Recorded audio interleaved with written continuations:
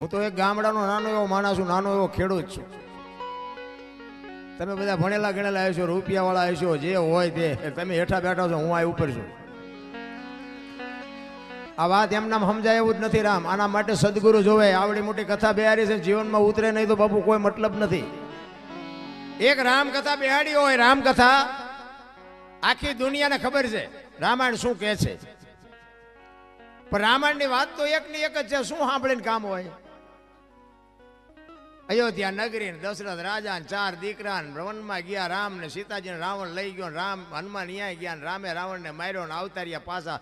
વાત તો આવડી આજ છે કે બીજું કઈ? તો શું સાંભળ કરવાનું? બીજું કઈ કામ જ નથી. આ સાંભળવાનો મતલબ શું? આખી દુનિયા એક મોરારી બાપુ જેવા આપણા કથાકાર હોય તોય ભલે, ને એક નાનો એવો કથાકાર હોય તોય ભલે. વાત તો આવડી આ જ હોય, બીજું શું હોય? અને આ કથાઓ સાંભળવાથી આપણો ફાયદો શું? આપણને મતલબ શું? આપણા સદગુરુ મહારાજને આપણે પૂછવું તો જોવે ને કે આ બધું કરે છે, દુનિયા કરે છે, એ વાત ખોટી છે એવી આપણી વાત નથી. પણ આ કરવાનો મતલબ શું છે એ તો આપણે કંઈક પૂછવું જોવે ને. પણ રામકથા તમે બેહાડી હોય, લાખો રૂપિયાનો ખર્ચો કર્યો હોય, અને વક્તા કથા કહેતો વાત કરતો હોય કે રામ અને ભરતનો પ્રસંગ આવે, અને એ પ્રસંગ સાંભળ્યા પછી નાનો ભાઈ ને મોટા ભાઈનો વિખવાદ હોય, અને નાનો ભાઈ ઘરે આવીને મોટા ભાઈને જો બથ ભરી લે, સમજી લેજો કથા બેહાડી. મોટા ભાઈ, અત્યાર સુધી હું તમને ન સમજી શક્યો, પણ આ રામકથા સાંભળ્યા પછી મને ખબર પડી કે ભાઈ ભાઈનો કેવો પ્રેમ હોય. મારી ભૂલ થઈ હોય તો માફ કરજો, તો સમજી લેજો કે આ કથા આપણે બેહારી. હાઉ વહુના વિખવાદ ન મટે, દેરાણી જેઠાણીના વિખવાદ ન મટે, બાપ દીકરાના વિખવાદ ન મટે, તો આ કથામાં ફાયદો કોને? આ મંડપ વાળાને, સાઉન્ડ વાળાને, કલાકારને. તમારે શું ખિસ્સા ખાલી થાય? હું તો ના પાડું છું. આ જો જીવનમાં ઉતરે નહીં તો આ ખોટા રૂપિયા ન બગાડો. આ મારા જેવું કોઈ ને કે અમને 2 લાખ આપે, બોલો. મને એમ થાય કે આમનો દી નથી ઉઠ્યો. 2 લાખ રૂપિયા એમનામ આવે? કોઈ નહીં મારા જેવું ચોખ્ખું નહીં કે નકર આવી રૂપિયાની આવક હોય ને કોઈ આવું ગાડું બોલે. બીજી વાર એમ કે ને કે આને ન બોલાવાય. પણ હું તો સત્ય કહું છું બાપુ, 10ની નોટ છોકરાને ન આપી શકતા હોય, અમને તમે 2 લાખ રૂપિયા આપો અને જીવનમાં તમને ન ઉતરે તો બાપુ દુનિયાનું કાંઈ વળે નહીં. કહેવાનો મારો અર્થ એ છે કે એક સપનું માણસનું સાકાર કરવા માટે આવડી મોટી જો ઝંખના હોય કે આપણે ભાગવત સપ્તાહ કરવી છે, ખરેખર ધન્યવાદને પાત્ર છો. એમાંય આટલી બધી સંખ્યામાં જ્યારે મને, જોકે આ ગામમાં મારે કોઈ પરિચય નથી, પણ રણબલપુરવાળા ત્રિશાલભાઈ મને રાત્રે ફોન કર્યો કાલે. એટલે આજ મારે કોઈ હિસાબે મેં કોઈ 5 લાખ આપે તો મેં આજ જવું જ નથી ક્યાંય. કારણ કે આજ તમને જે લાગતું હોય, ખાચું ખોટું જે હોય માનો એ. બાકી આજ મારી 9મી રાત છે. 28 તારીખથી હળંગ છું, આમ 23 તારીખથી.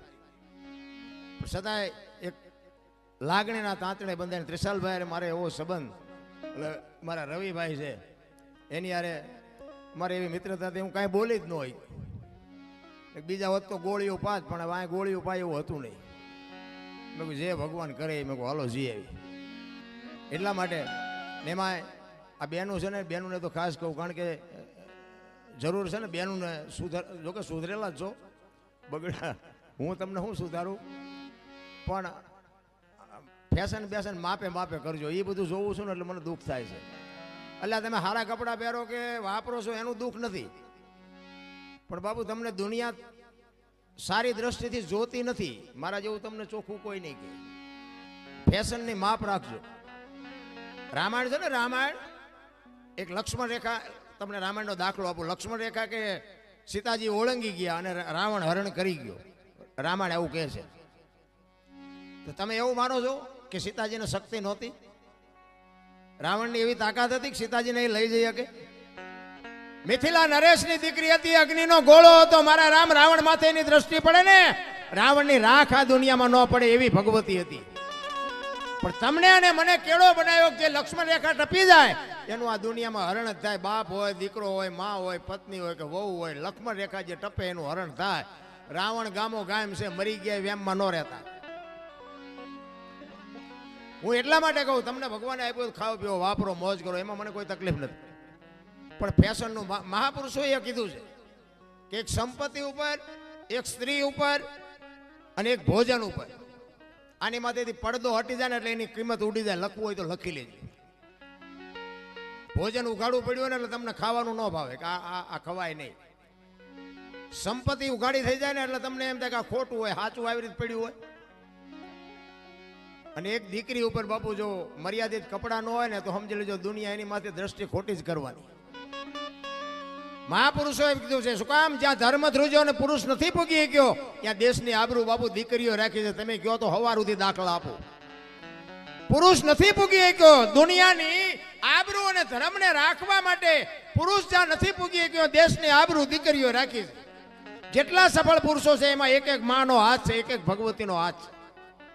જાણે છે બધા, કરવું કોઈ નથી. હરિશ્ચંદ્ર રાજાને તારામતી નો હોત ને તો કોઈ ઓળખત નહીં. સગાળસાને ચંગાવતી નો હોત તો કોઈ ઓળખત નહીં. જલારામ બાપાને વીરબાઈ નો હોત તો કોઈ ઓળખત નહીં.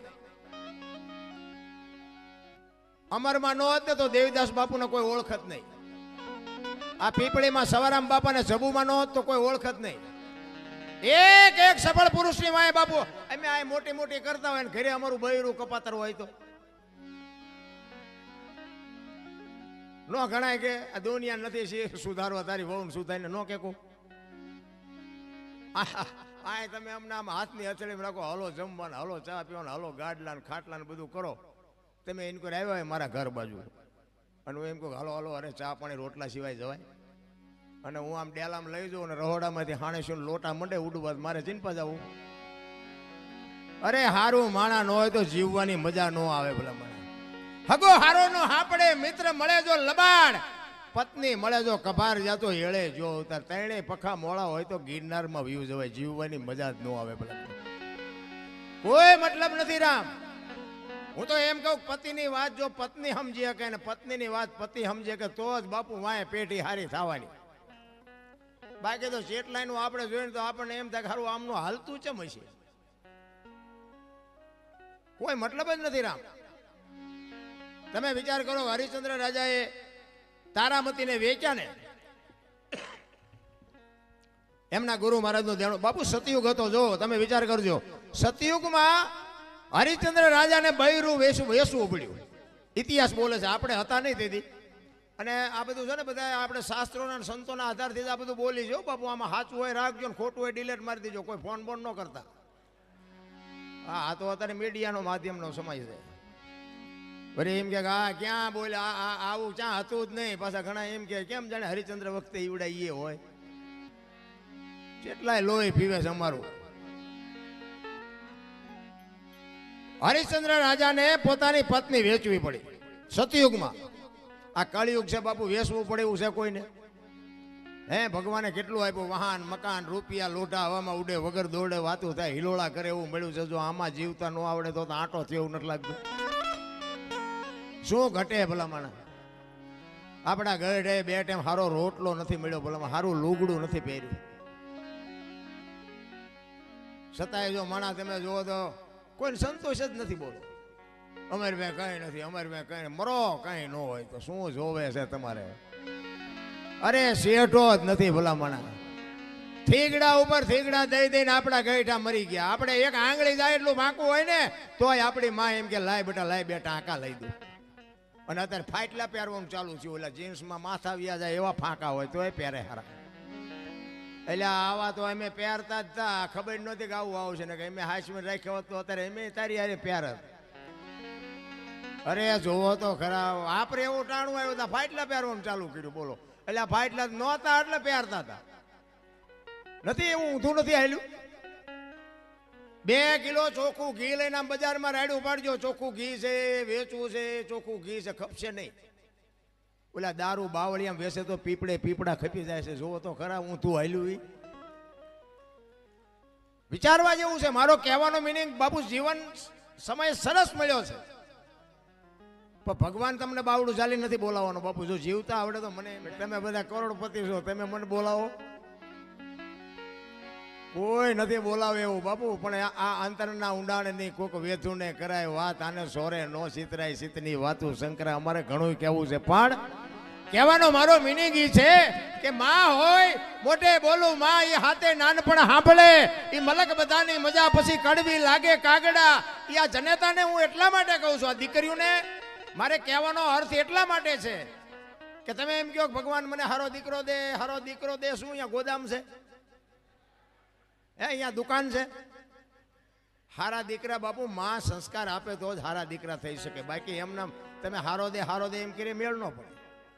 પણ હું તો બહેનોને ખાસ વિનંતી કરું, હાથ જોડીને કહું, હું કોઈ સલાહ દેવા તમને આવ્યો નથી અને મારી સલાહ તો શું મારી લાયકાત હતી હું તમને સલાહ આપું. પણ મારો કહેવાનો મારી વાતની અમુક બાપુ નોંધ કરજો અને એનો અનુભવ કરજો. હું કોઈ પાવરની વાત નથી કરતો, પણ તમારે સારા સંતાન જોઈને તો મારી એક જ ભલામણ છે કે ઉદરમાં સંતાનનો વિકાસ થતો હોય અને જન્મ થયા પહેલા રામાયણ ને ગીતાના 5-5 પાના વાંચજો. જો આપને સંતાન થાય એવું આ ટેકો દેવો દીકરો ન થાય તો બાપુ મારું નામ તમે જોડો ઘા કરજો. હારા દીકરા તો થાય. મારા વહુ હારો ભેગા પાણી પૂરી ખાતા હોય તો અહીંયા કઈ હારા વાઈટ ન હોય દીકરાની. એ તો ઠીક છે, પછી કહેવાનું હોય અમુક એ ભગવાન એકાદો દીકરો દે, અમે દીકરા વગીરના છીએ. તો અમુક એમ કે હે ભગવાન આના કરતા ન દીધો હોત તો સારું હતું. આપણે એમ કે હારા આવે આ દીકરા હાઈવે ફાયદો છે કે નો હાઈવે ફાયદો છે. ભગવાન ભાઈ બાપુ માગજો એકાદો દીકરો, પણ એને કહેજે કે ગોપીચંદ ને ભરથરી જેવો કા દીકરો આપે, ગંગા સતી પાનબાઈ જેવી દીકરી આપે, હાથ પેઢીઓના નામ ઉજળા કરી દે. એટલા જ માટે કહું છું બાપુ, દીકરીઓનું સમર્પણ છે બાપુ, એનો ત્યાગ છે. માનું બાપુ છે ને પદ ટોચે છે. 9 મહિના મા બાપુ ઉદરમાં સંતાનને રાખે, એનો જન્મ આપે, એનું લાલન પાલન કરે, બેહતા બોલતા ખાતા પીતા બધું માં શીખવે અને વાય નામ બાપાનું લાગે. બોલો, માનો ભોગ છે એટલો બાપનો નથી. આખી દુનિયાને ખબર, એમાં હું આવી જાઉં ને મારે લાગુ તો પડે જ તે ને કે મને તો એમ થાય કે માએ જે સમર્પણ કર્યું છે એ બાપે નથી કરેલું, તો આની વાય માનું જ હોવું જોઈએ, બાપનું ન હોવું જોઈએ. પણ માએ ત્યાગ કરી દીધો કે આની વાય એના બાપાનું રાખો. કોકે પૂછ્યું કે પણ તારો આટલો ભોગ અને બાપનું નામ શું કામ? કે આ કદાચ કપાતર પાકે અને કોથળીઓ તોડીને ધૂળીમાં માથું ગાલીને પડ્યો હોય, કોક એમ કે કોનો છે, ફલાણી માનો છે, એમ કે છે મારા ખોળી આમ જીવ નહીં રહે, 9 મહિના ઉદરમાં રાખ્યો, મારું કાળજું ફાટી જાય, એની વાય એના બાપાનું રાખો. આને સમર્પણ કહેવાય.